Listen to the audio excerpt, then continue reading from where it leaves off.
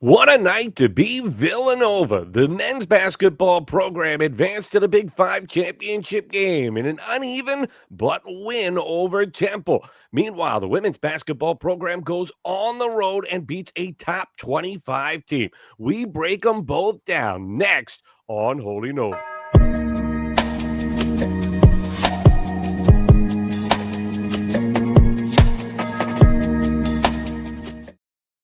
Hi, everybody, and welcome to Holy Nova. We're part of the Big East Energy Network. I'm Matt Janus, alongside my co-host, David White. David, big night for the Cats. The men get a victory. It wasn't necessarily a thing of beauty, but a win is a win. The women pull off a big upset. We've got it all covered, and I avoided a disastrous mistake. I was about to head up to the pavilion. I did not have enough faith in Denise Dillon's team. I thought that was a big ask for them to go on the road and beat West Virginia. So I figured I would go to the game and kind of get us some pictures and figure it out that way. And lo and behold, last minute I said, you know what? Denise Dillon always gets the opponent when they're least expecting. We're going to have full coverage of that huge win for the women's basketball program, but we're going to go chronologically. So we will start with the men.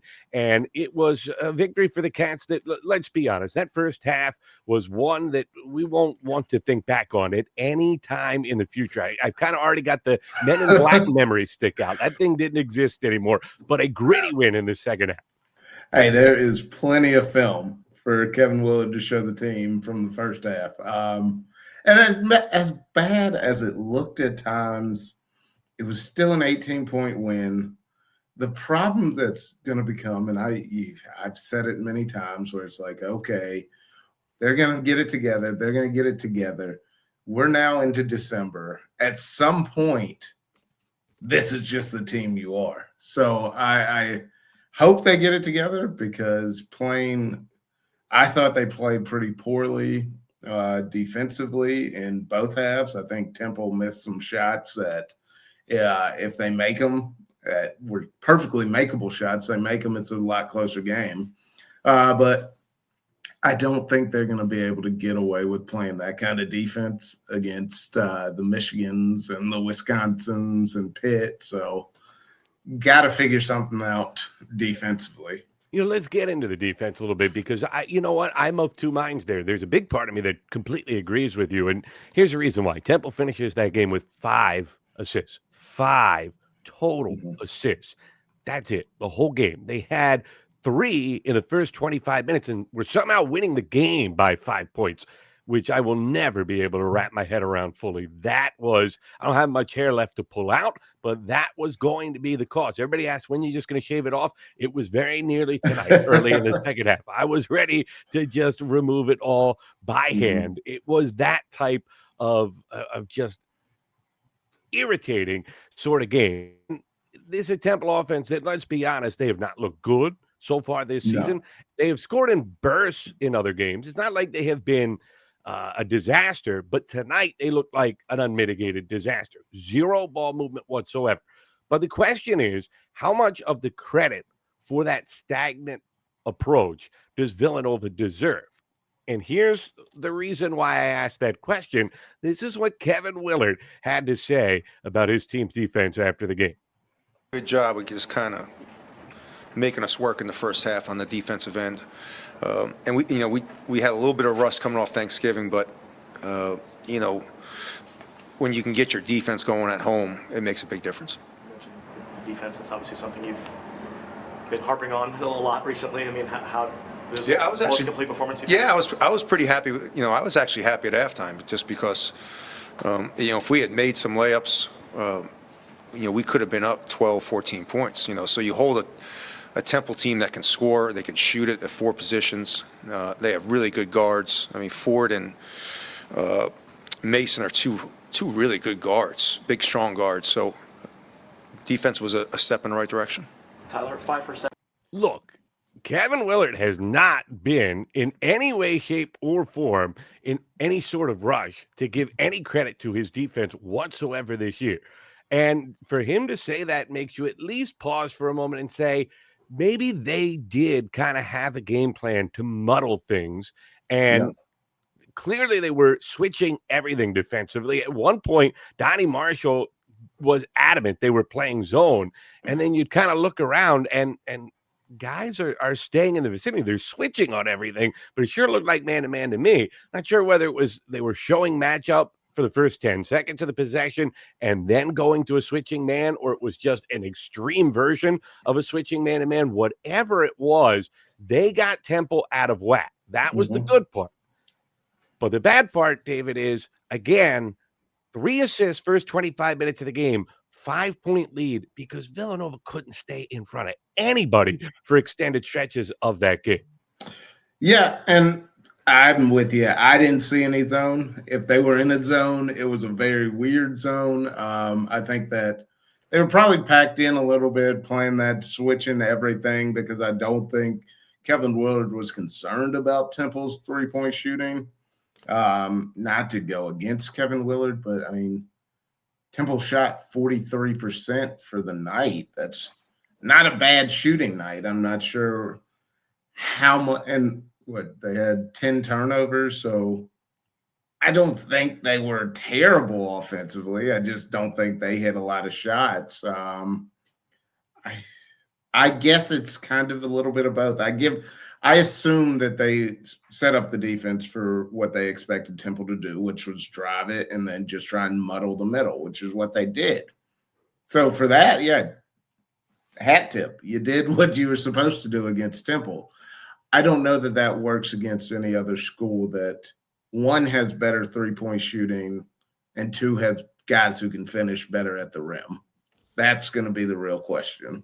That's a big question. And that at times has been a problem for Villanova in spurts. I do think that, I mean, you look at it, it's 56 points at the end of the day. So you do have to say it was a step in the right direction in that regard. I think two things can be true. You know, I'm Mr. Middle Ground, right? That's my philosophy in life. I think that Villanova has a real problem staying in front of people on ball defense. I also think that Villanova does a really nice job of rotating, especially for as many new pieces as they have, and for as many pieces have been in and out of the lineup as they have seen so far. They really have not gotten their full allotment together until the last 10 days. And that dates all the way back until mid-September now when Devin Askew went down. So this is an extended stretch that they have been kind of piecemealing it together, and you're just now starting to see this group maybe come together, and maybe some of that synergy is starting to build, and that's what allows you to muck this game up against Temple the way they did. But you cannot let people off the bounce work their way into the paint as consistently as we are seeing Villanova opponents do it, particularly when they don't have a real rim protector. Duke Brennan is a warrior. He clearly wasn't 100% out there, and he still was just gritting it out and getting you plays. Didn't have his typical rebounding numbers, but he still puts up 8. But he's not going to block a lot of shots. He's not going to intimidate people near the rim. If you get beat off the bounce, you're probably either fouling or you're going to try to wall up and hope you can force them into an off-balance shot near the rim that does not go. Off-balance shot at the rim is still a pretty high percentage shot, especially when you get into the better teams in the Big East. And I think definitely I have a problem with the on-ball defense, just getting beat right off the dribble. You're putting yourself at a disadvantage because now you have to help and be in rotation, which, like you said, they do an okay job in rotation. But I also think that undersized, they foul too much coming off of those screens and coming off at the rim, where it's a smaller guard trying to get a block, or Tyler Perkins getting a little too excited and trying to go up and block somebody, where it's like, this isn't a shot blocking team. This isn't a team that's going to have a lot of blocks throughout the season. So stay down, make them make a tough shot. You've gotten beat, so that's strike one. Don't compound it by fouling them on a layup, where either they're going to get 2 shots or they're going to get an and one. The other problem I think I see is, surprisingly, what Kevin Willard likes to do offensively. I don't know what they're doing on high ball screens. And when they're going to be guards that they play that are going to be perfectly fine coming off that high ball screen and shooting the 3 and knocking it down. So are you hedging it? Are you switching it? Are you scrambling underneath? And it seems like the guard is just laying on the screen. Duke Brennan or whoever's coming up is not hedging on it. So the guard is open to do whatever they want to do at that point.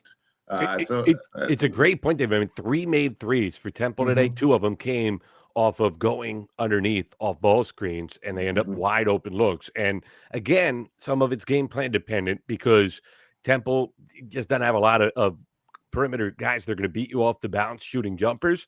yeah, But we've seen other teams. I mean, Queens, I thought really had some opportunities that they were able to convert off yeah, of taking advantage of that exact play that you're talking about. Duquesne had some success on it at times. And then obviously BYU, which is the best team you've played, they mhm, really hurt you. Now they mixed it up when Villanova started to overplay the ball screen. The dive, Villanova had no answer to. So there was an extra wrinkle even off of that after they had to overplay to try to yeah, take away that ball screen and the guard hurting you out top. So that is something they have got to get cleaned up. Couldn't agree with you more. And then you're starting to get pretty good at this broadcasting thing because a natural transition there, the fouling, they were in some foul trouble in that first half. Duke Brennan picked up mhm, 2, had to go out for the final 4 minutes. Acaden Lewis picked up 2 and missed a large stretch of that first half. You wondered kind of where his headspace might be. Everything's going wrong. You kind of look around. The Finn I didn't think it turned hostile or even deadly quiet, but I mhm, did think that there was that buzz that started to creep up when Temple pushed that lead to 5. Everybody was like, "What's going on here?" And yeah, and and Caden Lewis, I thought, took the game over in the second half. His stats aren't going to overwhelm you, and you'd like him to be maybe more of a scorer. And I think long term, Villanova is going to have to get more points on a more consistent basis from Caden Lewis. But while he's not necessarily scoring at the consistent rate that we were thinking he might be able to coming into the year, he is much further along as a true point guard. This is yeah. wild, the stuff that he has done so far, David. He had 8 assists, no turnovers tonight. Are we sure he's actually a freshman? He played great. He played when he was on the floor. As you said, he had some foul trouble. He played great. And to the team's credit, Temple, they come out in the second half, they take a lead, and they responded. I think right before the what was it? Right before the under 16 media timeout, Tyler Perkins hits a big 3 to put them up 3 or 4 at that point. But I thought that everybody responded the right way, which is a positive. Because you can you get in one of these games and you get in a dogfight, and you can either say, no, we're just better than this team and we're going to put them away, or you can keep playing with them and now they have a chance to beat you. So I we got to work on fouling. That first half, I think, was let's throw that in the trash can and never bring that back out. But second half, they responded well. Caden Lewis played really great at stretches. I loved seeing, I think at one point, Devin Askew diving on the ground for a loose ball, making all the little plays. All those little plays add up to something big. And even when you look back on the night and you say, well, they didn't play their best game, you look up at the scoreboard and it's an 18-point win. 100%. They win by 18 on a night where Matthew Hodge goes 1 of 11. Devin Askew only Mm-hmm. takes 4 shots and makes just 1 of them. You had a lot of quiet guys who you're counting on, maybe not to be your lead guys, but to be consistent contributors that didn't have it tonight for whatever reason it was. And then Yeah. you had some young guys that really struggled. I thought Zion Stanford, understandably so, was pressing when he got in there. They're still trying to work Mm-hmm. him back with that ankle injury. It's clear he doesn't have his same bounce, and a bounce is such a big part of his game because he's a slasher. He was limited to 9 minutes. You feel bad for that kid because you know that game meant a lot to him, the Temple transfer playing against his former teammates. But yeah, to be able to get a win under those circumstances, a really good sign. And Caden Lewis continues to be a big part of the reason why. We're going to hear from him in a moment, courtesy of our friends at the Villanova University Athletics YouTube account. But first, we want to make sure we ask you to like the video. It is so helpful to us. getting through the algorithm, putting us in front of more Villanova fans. Any interaction you have as well, let us know what you think. It was a huge night for Villanova. We're going to talk about the women's upset of a top 25 team on the road later in our show. Wildcats playing for a Big Five championship. Do you care? How big a deal is it? Are they taking back Philly? We want to hear. Let us know in the comments below. All right, Acaden Lewis talking about how he's starting. This was kind of a new experience for him, and how much more comfortable he is starting to feel when he has to deal with these new experiences at different moments out there during his freshman year. Well, today was a little different. It's my first time being in foul trouble. I only played maybe 5 minutes in the first half. So coming to the second half just to find a rhythm, I got it through my guys. I got them shots and got energy through that, and kind of just played defense. So I think I just did what we needed to do today, and didn't really focus on the scoring piece. And speaking of that, there was a stretch you guys were. So that's Acaden Lewis talking about just kind of feeding off of his teammates when he didn't have it early on. And I thought his teammates fed off of him. Acaden Lewis always says the right thing. I actually thought that was in the inverse. I just thought it was interesting how people are trying to give him credit. And as a freshman, most of the time, they love that. They're ready to take the credit. And Acaden Lewis immediately defers it right back to his teammates. Listening to that, all I can think is that is a mature basketball answer. That is the way to answer that question. Hey, I went out there, I got it to my guys. They knocked down some shots, and I fed off of that. I don't think he's a freshman. We need to check and make sure. But yeah, that's a great answer. I love it. But I do think that they fed off of each other. I think one shot goes down, and then another, and you start to say, okay, we figured it out. We're going to right this ship. We're going to put Temple away right now. So I kudos to them. But, yeah, great answer by Acaden Lewis. Get your guys involved. You start hitting your shots. Now everybody rising tide lifts all boats. So I love it. Hey, it was another one of those nights where one guy could make threes and no one else could. Tyler Perkins, in many ways, as good as Acaden Lewis was, and I thought he was the player of the game for Villanova, but Tyler Perkins was the scoring punch that the Wildcats needed on a night where he goes 5 of 7 from 3. The rest of his teammates combined to go 5 of 22 from long range. And that's especially impressive because Tyler Perkins has struggled to make the three-point shot during his year-plus time on the main line as a Wildcat. In his reward for that effort, by the way, he will get to go face his former teammates, or whoever's left from his former teammates, his former school at least, in the new era of college basketball at Penn and the Xfinity Mobile Arena in Philadelphia. Still weird to say that, by the way. It doesn't sound right rolling off the tongue. But he was great tonight, was he not, David?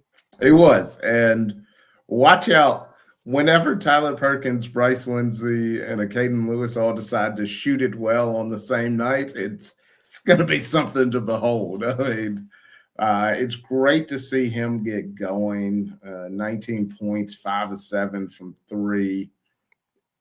Made both of his free throws.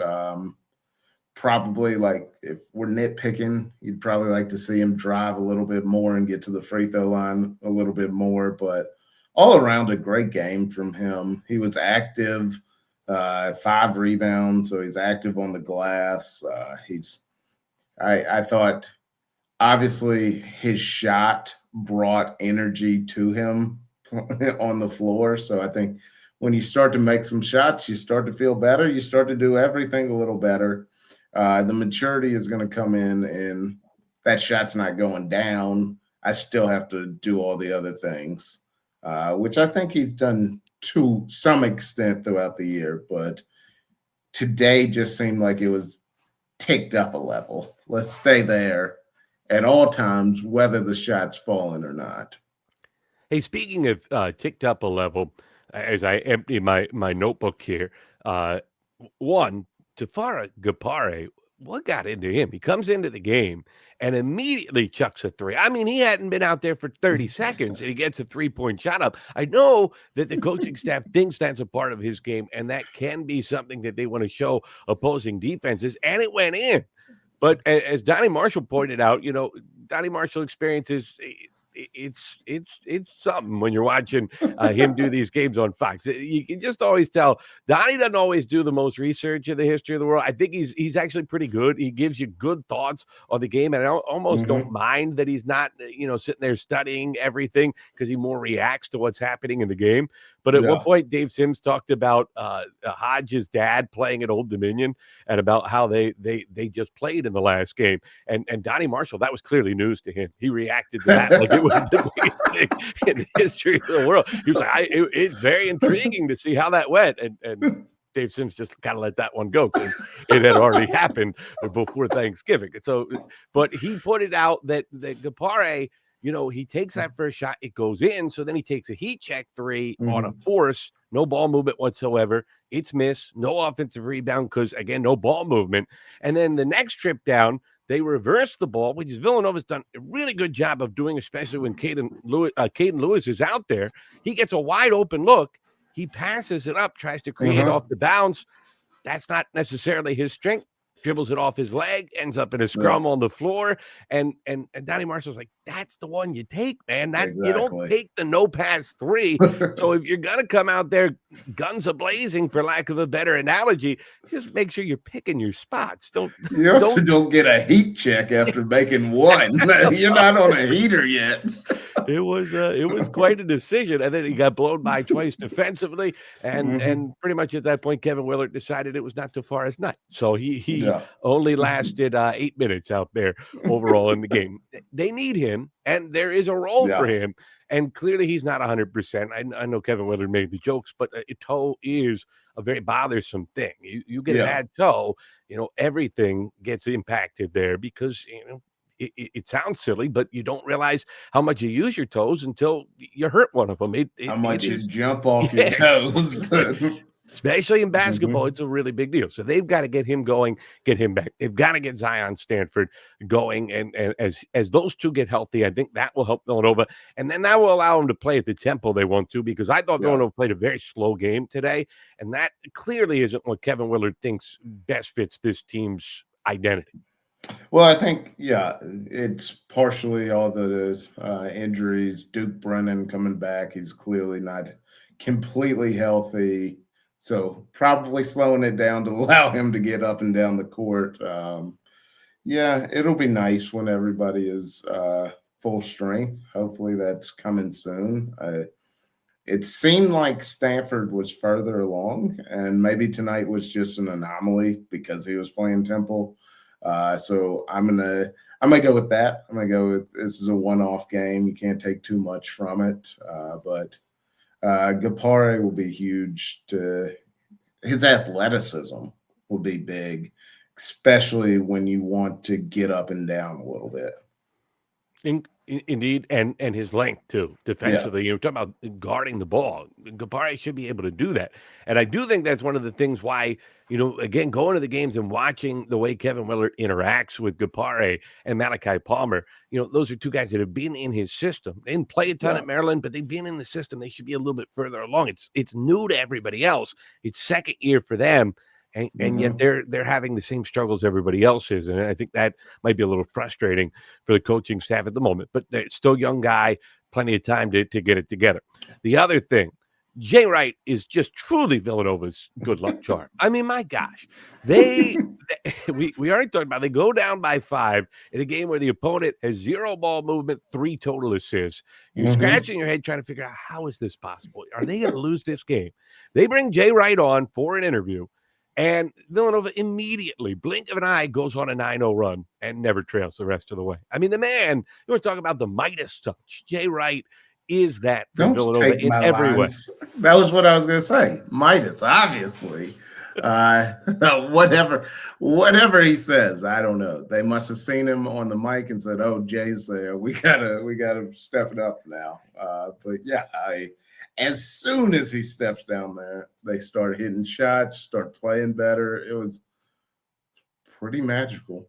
I mean, they even threw a head fake or two out there and got the defender in the air. It was like old times again. It was a beautiful thing. It was the Jay Wright experience. Now, let me tell you who did not enjoy the Jay Wright experience. I have several friends who are either Temple fans, Temple alums, work at Temple. They did not like that much. That was quite an extended interview. I believe one of them referred to it as the Villanova propaganda broadcast. And look, I thought the rest of the game was fine. Yeah, You know what? I tell the Temple fans, win the game, and you might not be as bitter. But yeah, exactly. I do understand the saltiness a little bit. Can you imagine if you're watching a supposedly nonpartisan broadcast and it's a close game, City Series game, and I mean, if you're playing St. Joe's, I know Phil Martelli did a Villanova game earlier this year, so it's a little bit different. But if you're watching St. Joe's, and if Phil Martelli had somehow gotten in the good graces of St. Joe's again, and he comes on and just waxes poetic about the Delonte West and Jameer Nelson teams, and meanwhile Villanova, their lead disappears, and they go to timeout. They come back from break. He's still there. He's still talking it up. Like I would have driven me nuts too if it happened in reverse. If you win 2 national championships, you get to do whatever you want. Yeah. You get to come on, talk as long as you want. They won't even kick you off. He probably could have stayed the rest of the broadcast if he wanted to. I was about to say, I love Dave Sims. Dave Sims, a great play-by-play guy. But I mean, I think Dave Sims pretty much said it. Jay Wright's as good as there is on TV as anybody, and so yeah, you I understand was why going to they say, wanted him yeah, I on mean, there. he does studio work, so this isn't new to him to talk basketball. Yeah, I thought that was a funny line when he said, "Why'd you retire from basketball? I was working harder on TV than I was as a coach. That's why I retired from TV basketball." But so that did certainly annoy the Temple fans. But the plays inside of that run, Acaden Lewis made 3 of them. I mean, he got the deflection that led to the steal, the breakout, and then he finds Devin Askew for 3 that kind of triggers the run. His on-ball defense gets Temple out of their offensive flow, which they had finally found. It still wasn't pretty, but they had finally at least found a little bit of a footing on offense. And Acaden Lewis kind of single-handedly took them out of that, forces a bad shot. They come down, get a score, and then Acaden Lewis drops a dime that leads to another bucket. And before you know it, Temple's calling timeout as the lead gets up to 4. Yeah. Nova, or excuse me, it's up to 5. Nova then sees Temple call timeout. Temple comes out of the break. Jay Wright's still there and knocks down a 3. And I don't know about you. That was a moment where I felt, oh, Temple's not going away. That's bad news. Villanova immediately responded with bucket, stop, Duke Brennan layup. And that was where they pushed the lead to 6. Temple never got it back to a single score the rest of the way. Villanova had control of the game from that point forward. It was Acaden Lewis starting the run, and then Villanova providing that counter punch when it looked like Temple was going to stop the run. And those are the things that, quite frankly, eluded Villanova during the Kyle Neptune era, and is a really good sign that the Wildcats had it tonight in a City Series game. And I'll say one thing. I'm going to be the Duke Brennan unsung hero of the game. I'm the biggest Duke Brennan fan. Duke, he only had 8 rebounds tonight, but he probably had 2 or 3 more where he's going for the rebound. It looks like he's going to get it, but there's a foul called. I love the guy. Somebody send me a I love Duke Brennan t-shirt because I love him. I love how hard he plays. I love how he rebounds. Duke Brennan. Hey, if anybody has an idea for a Duke Brennan t-shirt, leave it in the comments because we got to come up with one of those. The Big East Energy Network has been asking us to come up with something, so that might maybe not a bad idea. But we can't put anything like "I love Duke." That probably isn't going to go over all that well. I don't think that'll sell too many. All right, so Villanova wins. They will play Penn on Saturday at the Xfinity Mobile Arena. That's still a bad name and too long, but that's where it will be in Philadelphia. We will have a full preview. Aaron Bracey scheduled to join us right now, and the dean of the AP writer in Philadelphia these days, and a guy that runs his Big 5 site and does such a great job covering Philadelphia basketball. He will break down Big 5 Classic and the Big 5 championship game. Villanova fans certainly will care about that one as they will take on Penn. But the men did not have the biggest win of the night, David. It is time to turn our attention to Denise Dillon's women's program. And what a performance that was from the Wildcats as they get themselves an 81-59 victory. And as impressive as that stands, how about the fact they never trailed on the road to a top 25 team? They jump out to an 18-6 lead. They cruise from there. They did it both with dominant offense in the first half and then spectacular defense in the second half. You can't say there was anything fluky about that performance whatsoever. No, and you called it a victory. That was not a victory. That was a beatdown. That was, I mean, to go into West Virginia, win by 22. That was good math. I was real I just worried did for you some when you quick paused math right right there. I was there. real worried. I was like 60 to 80 is 20. Now I need to add 2. Let me to go in, win by 22 on the road, win every quarter. Like, I don't know what more you can say. I'm sure Denise Dillon is excited about the win, but also there's not much to put on film to improve on from that game. But the fact of the matter is, in your biggest games, your big players have to show up. And if they do that, more often than not, you're going to win. And that's what happened tonight. Jasmine Bosco and McCurry showed up and played great games. And they limited West Virginia. I think I heard on the broadcast, they were forcing like 22 turnovers and getting 29 points off of those turnovers. It was at least midway through the third quarter before Nova even had their 10th turnover. So they took care of the ball. They did everything well. They didn't turn the ball over for the first 6 minutes of the game. And that was huge because they got out to an 18-6 lead over that stretch on the road against a pretty good defensive team. I know that they had a bad second half against Ohio State to blow a game they should have won. You realize, though, West Virginia had not trailed by double digits at any point all year long. Villanova took a double-digit lead 4 minutes into the game, and then it was only single digits 2 minutes the rest of the way. And then Nova did to West Virginia what West Virginia wanted to do. They forced 16 turnovers, got 22 points off those turnovers. I mean, they were all over the place. And what I saw was a team that was disappointed, obviously, by the Fairfield loss, disappointed by the Princeton loss, and a team that isn't looking to just have a good season. They want to have a great season. They want to play meaningful basketball in March and be in the NCAA tournament. And that's what they showed tonight, that they're a team that is capable of doing that. And that hopefully those 2 losses were just out there. We're not going to see them anymore. So I loved everything about that game.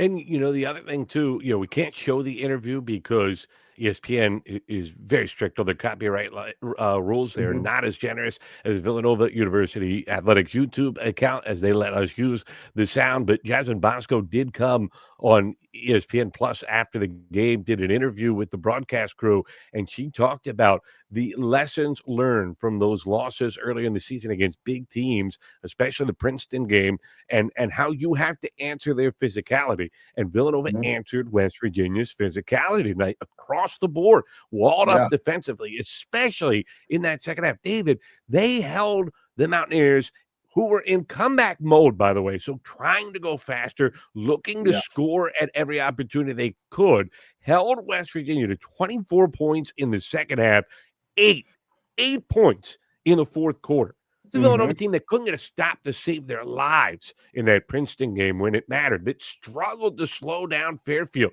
Those are 2 very good mid-major programs that will both be NCAA tournament teams. They're not as good as West Virginia. So talk about learning from your past failures and then growing from it and being able to take those lessons and put them to practice 3 weeks later. That is good coaching and good acceptance of coaching from these Villanova players. And they were there on the boards. I mean, they lost the boards by 6, but to do that against a good rebounding West Virginia team, I think that they took everything that the coaches said, they listened to it, and they put it into action. I don't know what you say other than I'm not going to use some words that I would normally use. They just went in and they took everything from West Virginia. They kicked their backside. That's what Yeah. they did. There's a PG way to Mhm. put it. And they end up +4 in the paint. Didn't see that coming. That's not Mhm. normally Villanova's MO. A big part of the reason for that, Jasmine Bosco, which you might say, wait, what? Why is the guard? Well, she just carved him up and got anywhere she wanted. Here's the thing about Jasmine Bosco. Here's the thing about Villanova. Let me pose a question to you. Do you think that there are more than 5 programs in the country that have a better combination right now at the point guard position than the Villanova men's and women's basketball programs? You definitely can count them on 2 hands. I'd argue there's a Yeah. pretty good chance you can probably count them on 1 hand. The way that Bosco and Lewis are playing right Mhm. now, I mean, they're just running things offensively. How about Jasmine Bosco in the first half? Here is her first half, David. This was absolutely preposterous. She scores 20 points, which is impressive enough to begin with. But on top of scoring the 20 points, she absolutely orchestrated everything else that everybody else got. She Yeah. was putting the ball, getting them into their offense. She scored 20 points within their offense. B, beating West Virginia down the floor. Villanova on makes wanted to get the ball out of the basket and Mhm. just race down, beat West Virginia's defense. She was able to do that, but do that under control. So you weren't turning the ball over, weren't getting bad shots, and she did it with remarkable consistency. Bryn McCurry ends up with 15 in the first half. Bosco assisted on 4 of her made buckets. She was, I Yeah. mean, the reason why Bryn McCurry got as many open looks as she did, she just was, I mean, she was the fiddler, just, strumming the strings of that West Virginia team. It was incredible to watch. Well, as you said, she was able to carve them up. When you start doing that, the defense starts looking even more. I mean, she's already the focal point on any scouting report, but even more, they start looking at you and start sagging down when you're driving in. And now you got kickouts to McCurry, who's knocking down shots. I mean, 6 assists, 2 turnovers. That's a hell of a night. You can't be mad at that. So yeah, she played amazing. One thing you could say is she missed that one shot where probably the easiest shot of the night, where she great spin move in the paint, had a wide open shot, missed it. That's probably the one foul mark on her night. Just because it messed up her highlight. It would have been a heck Uh-huh. of a Oh punctuation yeah. point on the highlight reel. Although I gotta say the reverse layup that she had in the first half, I mean, it looked like she thought she was Dr. J. She went around the baseline and just popped out to the other side of the basket. I mean, it was an absolute show from Bosco. That isn't a big surprise, though. We kind of have understood that's what Jasmine Bosco is going to be able to do. It might have been her most complete game in terms of Yeah. scoring in the first half and then managing the offense overall for the entire game. Bryn McCurry right now is probably the biggest story for Villanova because, you were expecting Kylie Watson to really be a huge part of everything for the Cats, and she just hasn't been herself so far. Coming back from the injury last year, Yeah. they've had to shut her down. We'll have to wait and see how that all ends up unfolding. But in the meantime, Bryn McCurry has stepped up, coming off an injury herself that cost her all of last year. She's got the heavy brace on her leg, big brace on her elbow, and she just finds a way to get herself open for mid-range shot after mid-range shot and knocks Mhm. them down on an absolute loop. She goes 9 of 12 from the field. She hits one three-point shot. All 3 of her misses from beyond the arc, but I don't think she Yeah. made more than 2 shots from closer than 10 feet. Everything was that 11 to 17-foot range. It's where she lives, and she knocks them down at an incredible rate. They say it's the worst shot in basketball, but not when you're gonna knock down, when you're gonna make every single one. It's as good a Yeah. shot as you're gonna find. I was gonna say that shot is basically out of basketball now. I don't think there's a single coach that really loves the elbow line extended jumper, 10 to 15 feet. But one rebound away from a double double. Guys, we could just throw one up at the rim and let her grab it, box everybody out, let her come grab it, get that double double. She had a great game. So yeah, I think that Jasmine Bosco does what Jasmine Bosco does. To have somebody else step up on this stage was big for the team. They're going to have to keep doing that. and I think it's going to have to be by committee based off of who's having the hot hand that night. So I foresee good things the rest of the season. Yeah, I mean, this is a big time win. And then in the second half, it was the balance of the offense. I thought that was especially impressive. You had the offense carried by Bosco and McCurry in the first half. They combined for 35 points. In the second half, Kennedy Henry gets into double figures. Brooke Bender gets into double figures.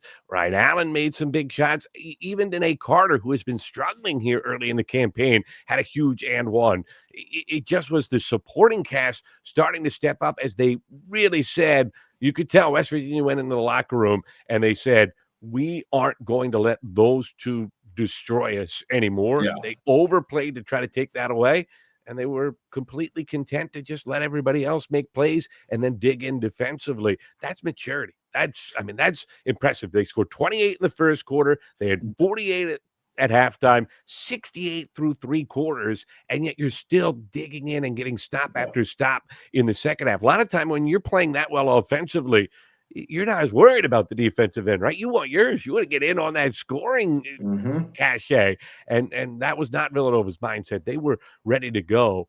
The other thing Bosco talked about was the fact that Denise Dillon challenged the team at halftime to fix the issues that had just besieged them in these third quarters this season, especially the two losses against Fairfield and Princeton. Third quarters have been very bad at times for Villanova. They wanted to come out of the locker room much more focused. And boy, did that, whatever Denise Dillon said, seemed to buy in. And Jasmine Bosco said, we as a group kind of looked at each other and said, enough. And that played out in a big way. I thought that, the defensive numbers speak for themselves. I was going to say, I was impressed by that ESPN interview after the game where she said it. She said, we knew West Virginia wasn't just going to roll over and die in this game. They were going to come out and punch, and we decided we were going to be the first to punch. We threw the first punch, and when they came back, we were going to keep going. And that's what they did all night. All night, they kept throwing punches, and they kept fighting, and they defensively played a great game, but offensively as well. I think, they just kept throwing the punches. And I have a little bit of a pick. I need to talk about the ESPN broadcast saying that this was West Virginia's first loss. The Power League? Non-Power 5 team in 5 years. Have we not put to rest that the Big East is a power league? I thought that we had dropped that a long time ago. It's creeping up more and more, but you would think any league that holds UConn and then has a little bit of depth, I know there's no question. We've talked about this. Yeah. Big East men's and women's basketball both needs to reestablish its depth. It has dissipated a little bit here these last couple of years, but come on. It's power conference. Nova went to the Sweet 16 2 years ago. Exactly. This isn't some rinky-dink conference right now. It's a power conference. You can argue that, they're the ACC, the SEC, Big Ten, they're really deep. But the Big East is a power conference. Plain and simple, UConn alone would be a power conference, but it's not just UConn winning games. So that was a low blow I felt from the commentators on that one. Yeah, it didn't roll off the tongue right, and especially when they were so. And understandably, so they worked for West Virginia. It was a pro West Virginia broadcast, and it didn't make West Virginia sound any better either. I had to rewind it. Why you want to go there? I had to rewind it to make sure I had heard it correctly.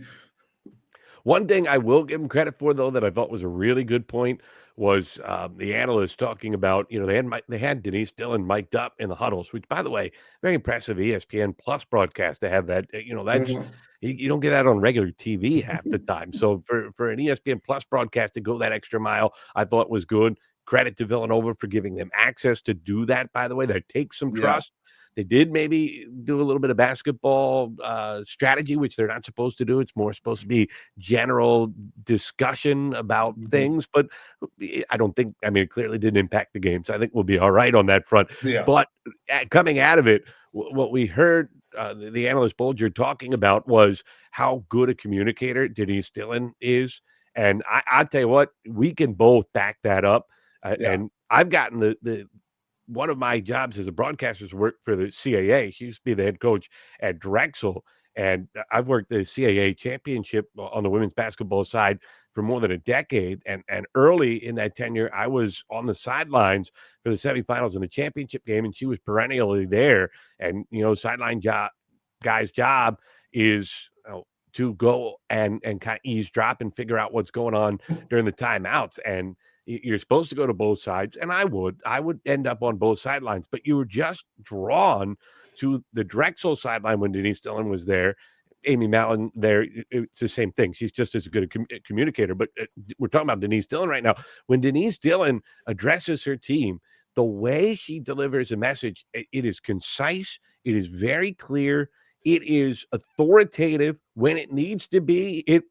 It's tough, but it's always it just feels like an open line of communication. You hear players coming back at her, you see her kind of locked into what they're saying. And even if it's a point that she doesn't necessarily want them making in that moment, she's always kind of at least willing to address it. And I always think that's an important thing for a coach, because if a player is talking about it, they're clearly thinking about it. And even if you don't want them to do that, you better address what they're thinking about, because they're the ones out there playing the game. Exactly. And I just think Denise Dillon is as good at that as any coach you'll find in the country. And it was really cool to see others kind of get a peek at it and then immediately recognize, wow, that was impressive.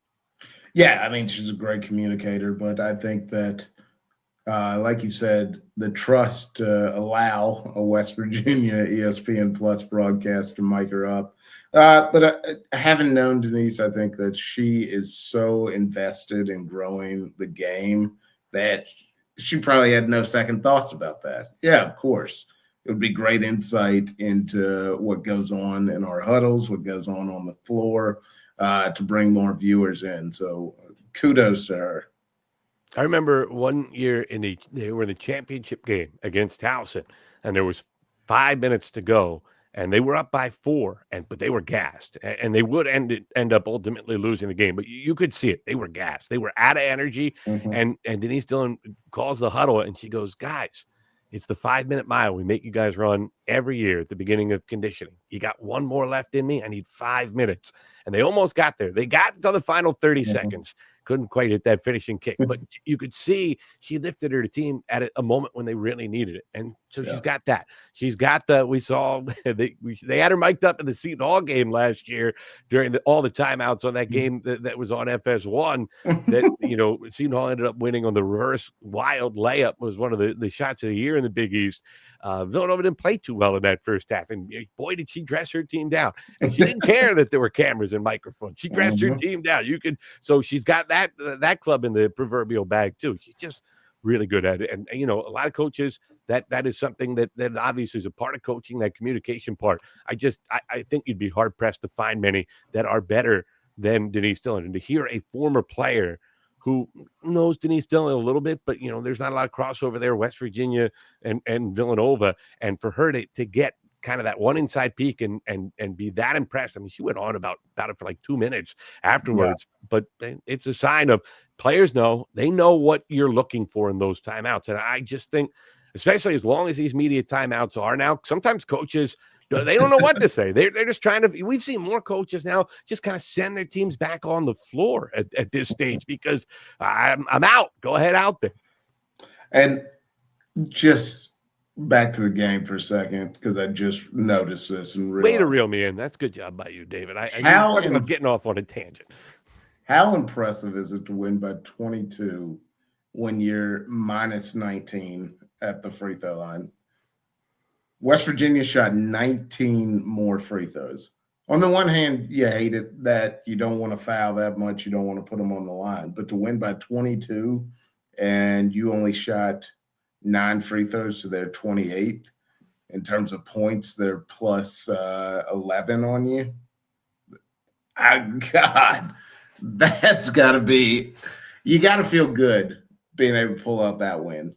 It's a great point. It's a fantastic point. And Villanova does need to learn how to not foul. We talked about that on the men's side. It's true on the women's Mhm. side too. It hurt them in that Fairfield game. Jasmine Bosco being in foul trouble, I think, cost them that game. And Kennedy Henry is going to be a great player. She already has been really good one as a true freshman for Villanova. And Yep. 11 points on only 5 shots and 5 rebounds in 20 minutes is an impressive line. Mhm. 5,020 minutes is one that the coaches It's might less say, impressive. yeah, we got to figure out a way to get the foul per minute ratio down a little bit from the youngster. But that staff will get that figured out. They're so good at it. All right, so kudos to the women's basketball program. They are in action. The Holy War determines the Big Five winner on the women's side. That comes up this weekend, and we are efforting to get our friend Christine Mata, the big TV star, NBC Sportsnet. Come on, Christine. She will call the game. She is trying to make it work around her schedule. She's got these 2 teenagers who are elite lacrosse players, and she wants to be a good mom and watch them play. So she's trying to fit it into the schedule. This good parenting stuff. I don't know what all that's about. But so we are expected to hear from her. We will definitely hear from Lauren Carra, our women's basketball analyst, will be with us on Thursday's show. So we will have a full preview of the women's Big Five championship as well. I know that Villanova fans are iffy on the Big Five feeling, but it's a tradition and it's a championship. As Kevin Willard said, we got to learn to win championships. Denise Dillon's team needs to learn how to finish in the clutch. That's what's on the line this weekend. So we're going to be talking about it on Holy Nova. We've got one more thing that we need to talk about. We'll switch back to the men's side. The NCAA released their first net rankings of the year, David. And this is not exactly the best of news for the Big East. We knew that the numbers weren't going to be great. They were backed up when we saw those numbers come out. And also, you continue to be the man that hates the net more than, and the net is not popular, by the way, and you hate it more than anyone I know. It really is impressive. I just don't understand. I don't get it at all. UConn at 8 behind Gonzaga that's 7-1. UConn has 2 quad 1 wins versus Gonzaga's 1. What, that makes no sense. Seton Hall is 10 spots below an NC State team that they just beat. How is that possible? With 7 wins, by the way. I know that they haven't played the greatest of schedule, but they're 7-1. They beat NC State. NC State's ranked ahead of them. Also, by the way, St. John's. St. John's is not, if you want to go on a numerically based challenge, I understand St. John's has played a tough schedule, but how are we ranking them 23rd right now? I was kind of expecting to see St. John's in the mid to upper 30s, which is a big number in the quad system in terms of would that be a quad 1 win at home? So that was the one piece of good news, I think, that came for the Big East this week. The whole thing just confuses me. I'm sure listeners know I went to North Carolina. I can't understand how North Carolina is 8 spots below, 9 spots below a Kansas team they just beat, who has 2 quad 1 loss. Do the games not matter? I feel like Greg Sankey has created the net, and he's just trying to convince us that games don't matter. The SEC is the greatest thing that's ever existed in football and basketball. Let's just put them all in because nothing matters except for how do head-to-head games not move the needle at all for the net? I don't know. How about the one that surprised me the most, stunned me, by the way, Georgetown 122. I know it hasn't been the best last couple of weeks for Georgetown, and I know some of the teams that they played in their bye games are bad, like bottom 75 teams in the country. I still thought that they were going to be, 70s or 80s. I was not anticipating 122. 5-2 is at least top 100. You can find 121. Look, we love giving Georgetown grief. This is the Holy Nova basketball podcast. We're going to give the Hoyas some grief. I believe I had that one on in terms of they can't make threes. They can't make threes. They had one game where they made threes, and they beat Clemson. That's the other thing. They beat Clemson. How do they have a win over Clemson, a win over Maryland, 5-2 overall record? I know they got smoked, and I think that's knocking the numbers down a little bit.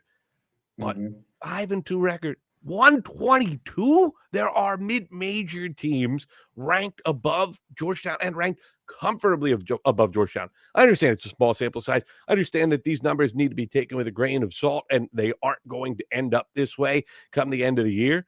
But that's I'd have felt better if we just didn't see it yet. We could have waited a couple more weeks. I mean, Georgetown at 122 is almost 100 spots below Clemson, a team that they beat.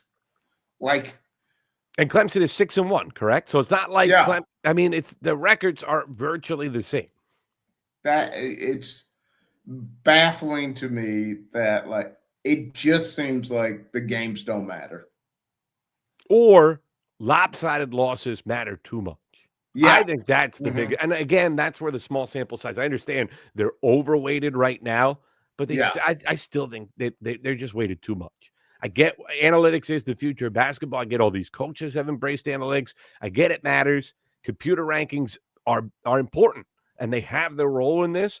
But when you start to weigh lopsided results by this wide a margin, it seems to me it's messing everything else up. And it weighs all lopsided losses the same way when there are differences between, like, you can go out and just get wiped off the floor and lose by 20, or you Which, can let's be honest, Georgetown did. Yeah. Like, they did get wiped. But there are games where it's a close game for most of the game. Yep. And then the other team starts to pull away the last 4 or 5 minutes, and it turns into a 12 to 15 point loss versus a 5. And you're like, that's not the same thing. In any way, shape, or form. Like, oh my gosh. So yeah, the net, it's maybe better than what we had before, but like somebody has to explain, because again, they have to put some info into the computer before the season. Like, teams have to be ranked before the season for this to make any sense. You can't just say, hey, all teams, all 300 and some teams are the exact same at the beginning of the year. Computer, tell me who is in what quad. Like, somebody has to come up with something, and it's clearly based off of subjective things. Whether that's last season, which doesn't make any sense in this era of college basketball, or it's just, hey, I think this team's going to be really good because of what they brought in through the portal. Like, sorry, Holy Nova, I hate the net. I think you have a lot of people that are right there with you saying, tell the world, tell it to the power. It is true. I'm not entirely sure that this is better than the old system, but it is the system we have. And it does tell the story that Villanova's got 2 big non-conference games coming up. They might want to get one of them because 6-1 so far. I'm going to guess home win against Temple did not improve that number very much. And Penn on a neutral floor is not going to improve that number very much. No. You want to keep winning them. Winning them lopsided is certainly not a bad thing. So ending up winning that game by 18 isn't bad for Villanova. But they're going to have to get some quad 1 wins, and they're not going to get a lot of opportunities for quad 1 wins in the Big East, because I don't think Butler's going to stay up there all year. And apparently it's not just quad 1, because from this, St. John's being 23, that means those 2 quad 2 wins and 1 quad 3 win is somehow propping them up over. I'll give you, Seton Hall and Villanova have a lot of quad 4 wins, but is a quad 3, that's the other thing we've talked about, the quads. Is a quad 3 win really that much better than a quad 4 win? Well, and also remember, too, the mid-major teams will improve over the course of the year, because so many of them are doing bye games right now, which are skewing their numbers. So that's something to keep in mind, too. Don't jump off the bridge yet if you're a Villanova fan, is the moral of the story. And why would you tonight? Because it was a great day to be Villanova. You get the win. You're going to the Big 5 championship game on the men's side, and you beat a top 25 team on the road. We will talk to you coming up on Thursday, our next edition of Holding Over. We're part of the Big East Energy Network. For David White, I'm Matt Janus. Thanks so much for being with us.